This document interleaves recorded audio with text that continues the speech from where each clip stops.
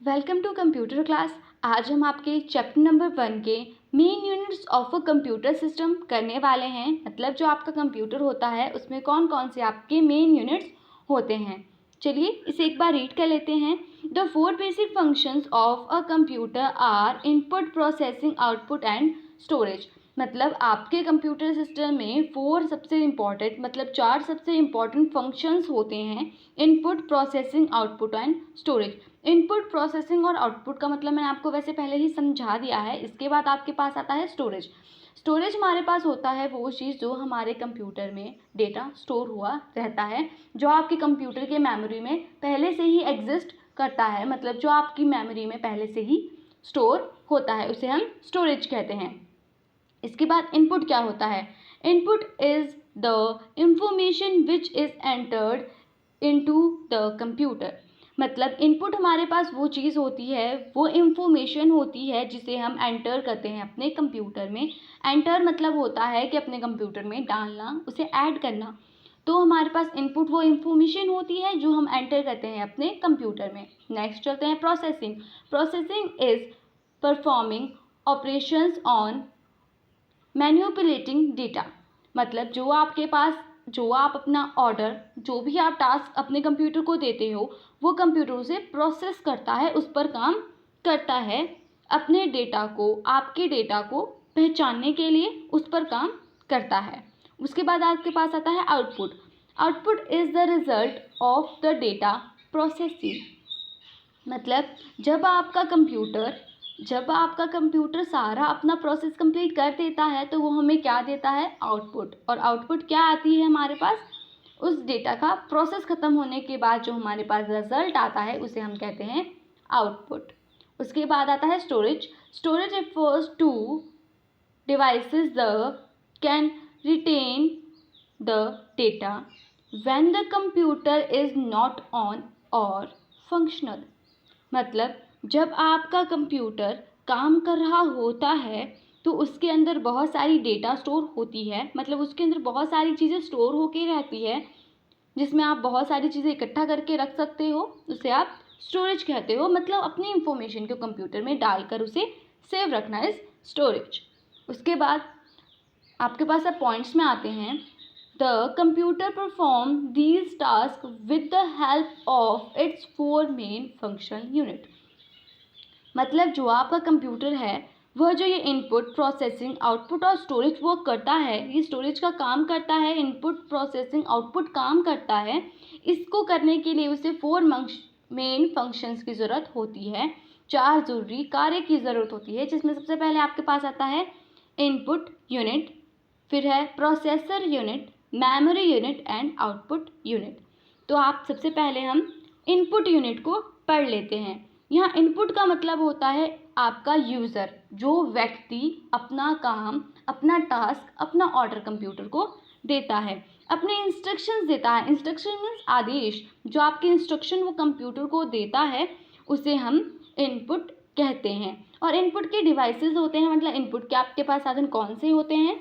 Mouse, keyboard, जो आपके main input devices हैं। मतलब सबसे ज़रूरी इनपुट डिवाइसेस होते हैं आपके पास माउस, कीबोर्ड।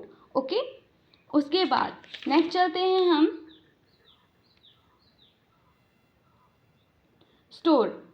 आपकी जो मेमोरी होती है वो क्या होती है? मेमोरी मतलब किसी भी पर्सन का दिमाग, ब्रेन, जिसमें आप अपनी चीज़ें स्टोर करके रखते हो। जैसे हम ह्यूमन बीइंग हैं, हम इंसान हैं, हम बहुत सारी चीज़ें अपने दिमाग में याद करके रखते हैं, पर टाइम के साथ हम उसे भूल जाते हैं। But computer not forget, computer नहीं भूलता, वो हमेशा ही लर्न करता है, हमेशा ही याद रखता है।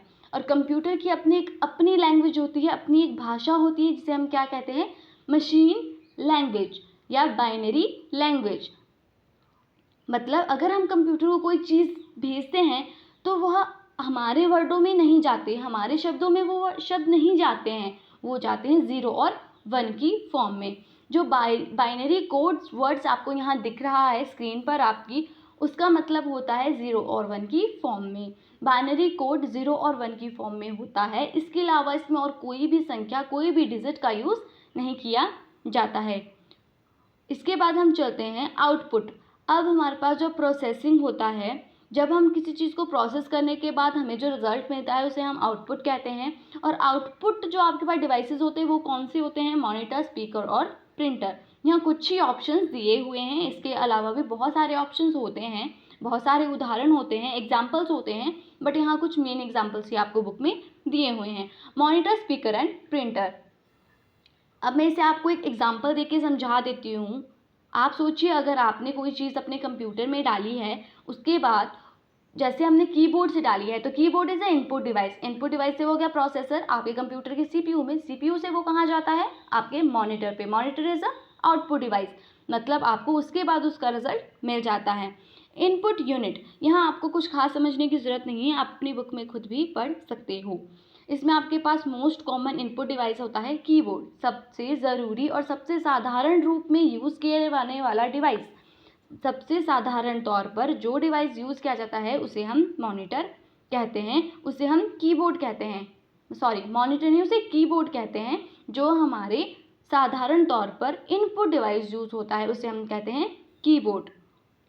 फिर आपके पास नीचे आता है मेमोरी यूनिट। मेमोरी यूनिट मैंने आपको पहले ही समझा दिया। मेमोरी का मतलब होता है हमारी जो बातें हैं, हमारी जो डेटा है, उसे कंप्यूटर कहाँ स्टोर के रखता है? अपनी मेमोरी में। हमारे पास जो मेमोरी होती है वो हमारे इंफॉर्मेशन को, हमारी नॉलेज को, हमारी बातों को, हमारी फाइल्स को अपने पास स्टोर करके रखती है। इसे आप साथ साथ में खुद भी पढ़ेंगे।